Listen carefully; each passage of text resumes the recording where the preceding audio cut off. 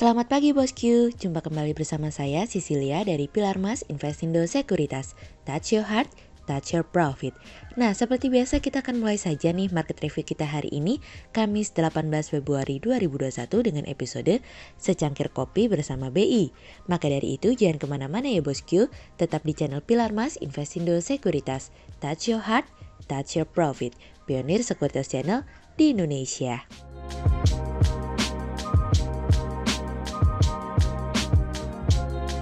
Seperti biasa kita akan mulai dari Global Economics Calendar. Ada berita dari US MBA Mortgage Applications yang turun dari sebelumnya minus 4,1% menjadi minus 5,1%. Kemudian ada dari US PPI Final Demand month on month yang naik dari sebelumnya 0,3% menjadi 1,3%, sementara year on year naik dari sebelumnya 0,8% menjadi 1,7%. Kemudian ada dari US Retail Sales month on month yang naik dari sebelumnya minus 1% menjadi 5,3%. Kemudian kita beralih ke corporate news. Ada berita dari PT SMR Utama Tbk atau SMRU yang mengalokasikan belanja modal atau capital expenditure sekitar 200 miliar rupiah pada tahun ini dari kontan.go.id. Kemudian ada dari PT Kawasan Industri Jababeka Tbk atau KIJA yang membidik target marketing sales senilai 1,4 triliun rupiah di tahun ini dari bisnis.com. Kemudian ada dari PT Bukit Asam Tbk atau PTBA yang merencanakan sejumlah pengembangan baru untuk tahun 2021 dari bisnis.com. Kemudian pada perdagangan hari Rabu tanggal 17 Februari 2021, IHSG ditutup melemah sebesar 64 poin atau 1,03% menjadi 6.227. Sektor industri dasar, aneka industri infrastruktur, perkebunan, pertambangan, properti, keuangan, industri konsumsi bergerak negatif dan menjadi kontributor terbesar pada kenaikan IHSG kemarin. Sementara investor asing mencatatkan penjualan bersih sebesar 103 miliar rupiah. Kemudian kita akan masuk ke market review kita hari ini. Cerita hari ini akan kita mulai dari sebuah surat dari The Fed.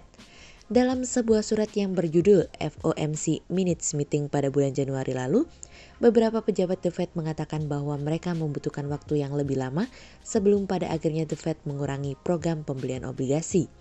Memang saat ini, perekonomian Amerika masih jauh dari kata pulih dan membutuhkan beberapa kemajuan substansial yang lebih lanjut untuk dicapai oleh The Fed.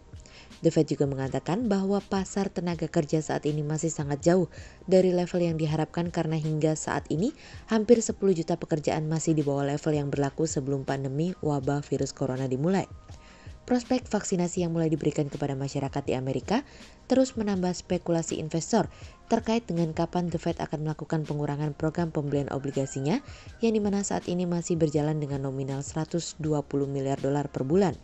Pembicaraan mengenai taper tantrum terus dibahas sejak kejadian 2013 silam, ketika Bank Sentral berpikir bahwa program pengurangan pembelian obligasi akan mampu mengguncang pasar dan memukul perekonomian.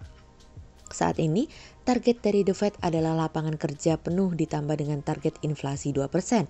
Masalahnya adalah imbal hasil US Treasury sudah mulai mengalami kenaikan terlebih dahulu karena adanya ekspektasi dan harapan pemulihan yang pasti akan terjadi. Tidak hanya itu saja, naiknya imbal hasil memberikan suatu asa bahwa stimulus dari Biden akan keluar pada akhir bulan nanti.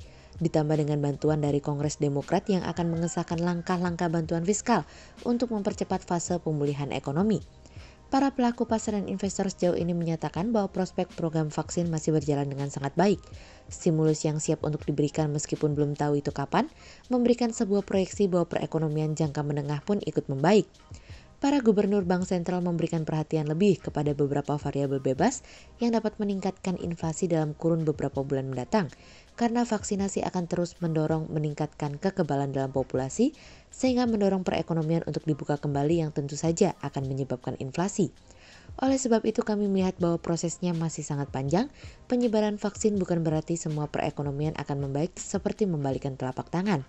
Keamanan dan kenyamanan masih akan menjadi sebuah pilihan bagi masyarakat untuk mulai melakukan konsumsi untuk mendorong daya beli yang membangkitkan ekonomi. Kemudian cerita selanjutnya datang dari secangkir kopi bersama BI. Menjelang RDG BI pada hari Kamis, pelaku pasar cukup mencermati kebijakan tersebut. Hal ini tergambarkan pada pergerakan IHSG yang cukup terbatas dalam satu pekan terakhir, di mana pelaku pasar membutuhkan trigger guna memperjelas arah dari IHSG. Berdasarkan konsensus yang dihimpun oleh Bloomberg, Bank Indonesia diproyeksikan akan menurunkan suku bunga sebesar 25 BPS dari 3,75% menjadi 3,5%.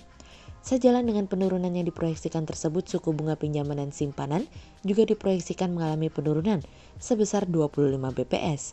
Jika mengacu pada inflasi bulan Januari yang berada di 1,55%, memang terdapat ruang yang cukup bagi suku bunga untuk dapat turun sebesar 25 bps. Berdasarkan konsensus, inflasi bulan Februari diproyeksikan berada pada 1,4% atau lebih rendah dibandingkan bulan Januari 2021. Tentu hal ini memberikan harapan bagi pelaku pasar untuk Bank Indonesia dapat menurunkan suku bunga acuan saat ini, di mana peran dari kebijakan moneter diharapkan dapat menopang pertumbuhan dari real sektor.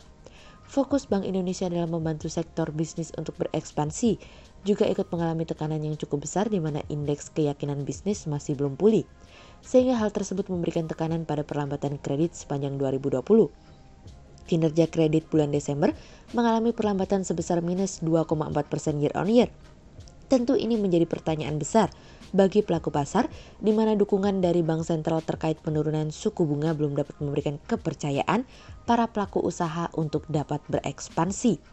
Kami dan pelaku pasar serta investor lainnya tentu berharap bahwa tingkat suku bunga dapat turun, namun saat ini itu merupakan prioritas kedua bagi kami.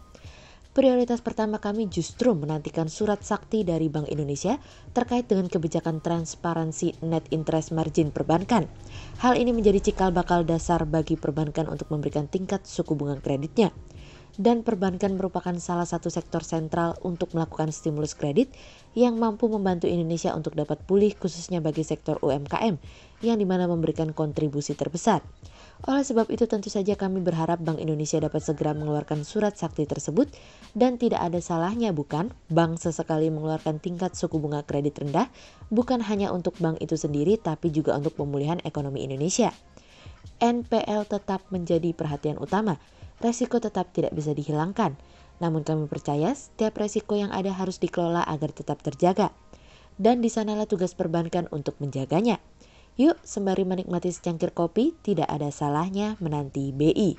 Sehingga berdasarkan technical analisa, kami melihat saat ini IHSG memiliki peluang bergerak melemah terbatas dan ditradingkan pada level 6.168 hingga 6.283. Berikut stock watch pilar emas hari ini ya bosku. Yang pertama ada dari Elsa, kemudian yang kedua ada dari UNVR, dan yang ketiga ada dari Harum. Berikut dua saham yang kami analisa hari ini ya bosku.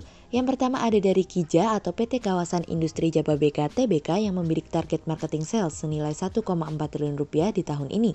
Target tersebut seiring optimis manajemen perusahaan akan pemulihan ekonomi. Hal ini tergambar dari program vaksinasi nasional dan juga kabar tentang relokasi investasi yang masuk ke dalam negeri. Rencana relokasi investasi ke dalam negeri tentunya akan memberikan peluang bagi perusahaan. Hal ini seiring kebutuhan akan lahan. Hal ini tentunya mendorong optimistis pemulihan yang mulai terjadi sejak akhir tahun lalu di pasar properti kawasan industri akan berlanjut pada 2021. Sehingga berdasarkan technical analisa dalam tren pada jangka waktu short term berpotensi untuk bullish dengan target 205 dan tingkat probabilitas sebesar 48%. Kemudian yang kedua ada dari ISAT atau PT Indosat Tbk yang berhasil membukukan pertumbuhan pendapatan pada kuartal 4 tahun 2020. Di tengah persaingan dalam industri telekomunikasi dan menurunnya daya beli masyarakat dampak dari pandemi corona, perusahaan masih mampu membukukan pendapatan di kuartal 4 2020. Sebagai informasi, berdasarkan keterbukaan induk usaha grup Ooredoo di Qatar, di mana manajemen perusahaan menyampaikan PT Indosat Tbk atau ISAT berhasil membukukan pertumbuhan pendapatan pada kuartal 4 tahun 2020. Sehingga berdasarkan technical analisa dalam tren pada jangka waktu short term berpotensi untuk bearish dengan target 5.350 dan tingkat probabilitas sebesar 62%, sementara dalam jangka waktu long term berpotensi untuk bullish dengan target 7.000 dan tingkat probabilitas sebesar 60%. Berikut kami akan menampilkan 40 saham pilihan dari pilar emas.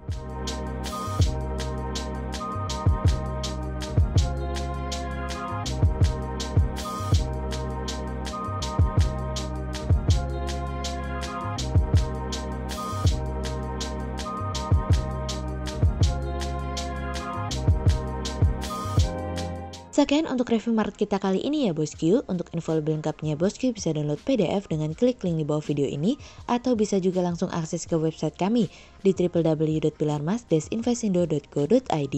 Dan jangan lupa untuk selalu jaga kesehatan buat para bosku ya. Kita akan bertemu lagi besok pagi untuk market review yang berikutnya. Jadi jangan lupa like, subscribe, dan tonton terus channel Pilar Mas Investindo Sekuritas. Touch your heart, touch your profit. Pionir Sekuritas Channel di Indonesia.